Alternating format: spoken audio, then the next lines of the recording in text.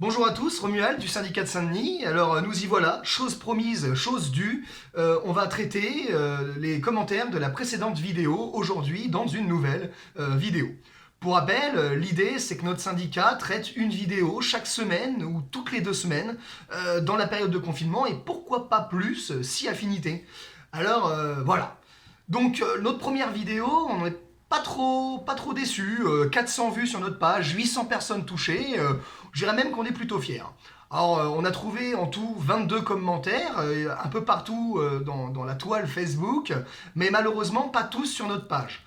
Donc on a choisi 2 commentaires qu'on allait traiter aujourd'hui, et à partir d'aujourd'hui, on acte une chose, c'est qu'on ne traitera les commentaires qui sont sur notre page Facebook, et pas les autres en fait, hein.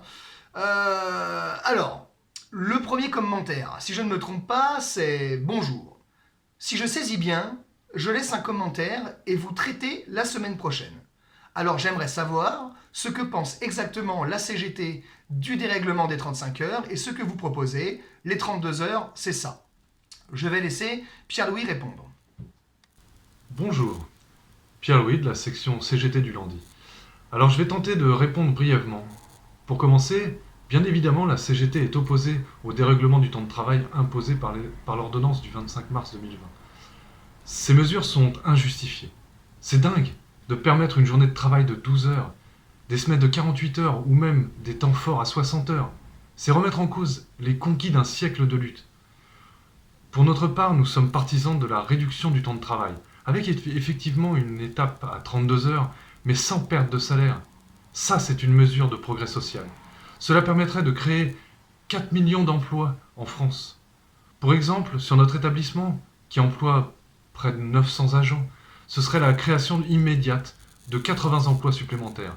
Cela permettrait de renégocier les RTT, de les rendre aux salariés, d'abaisser de 7 heures le travail réel des Français, qui font bien plus souvent 39 heures que 35.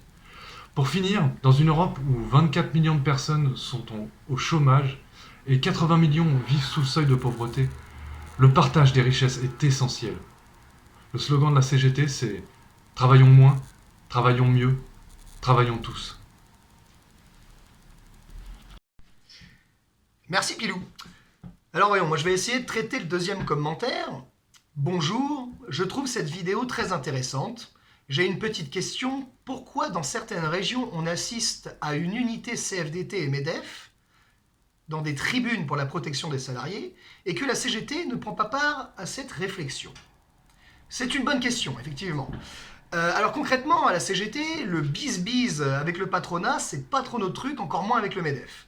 Nous, c'est même plutôt l'inverse. La vision du syndicalisme que porte la CGT, c'est un syndicalisme de classe. On y reviendra peut-être un peu plus en détail dans une prochaine vidéo. Aujourd'hui, on va se dire que la CGT, c'est un syndicat qui se bat pour la défense et la conquête des droits des salariés. La CGT, elle vit grâce à des centaines de milliers de salariés engagés avec elle, les syndiqués. Et je pense qu'aucun d'entre eux ne sera d'accord pour faire une tribune appelant à l'unité avec les patrons, et encore moins dans la période.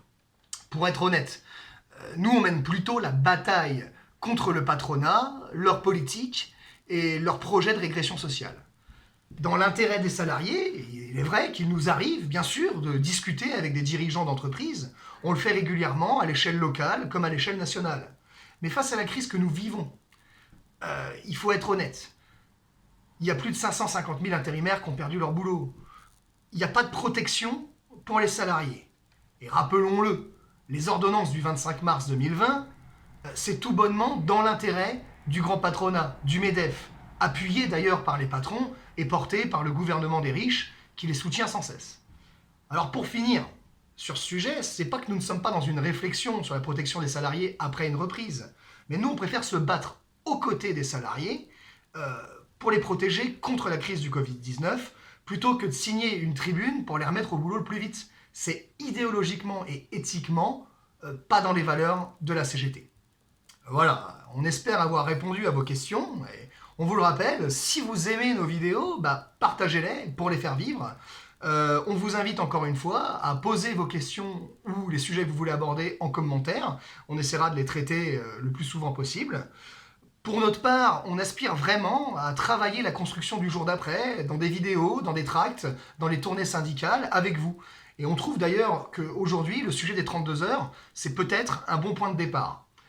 Ah oui, si vous êtes salarié en Île-de-France, on tient à vous dire que pendant la période de la crise du Covid-19, l'Union régionale d'Île-de-France, CGT bien évidemment, a mis en place un numéro vert gratuit où des petits militants pourront répondre à vos questions quand vous en avez. N'oubliez pas, les portes de la CGT, elles restent ouvertes à tous et à toutes.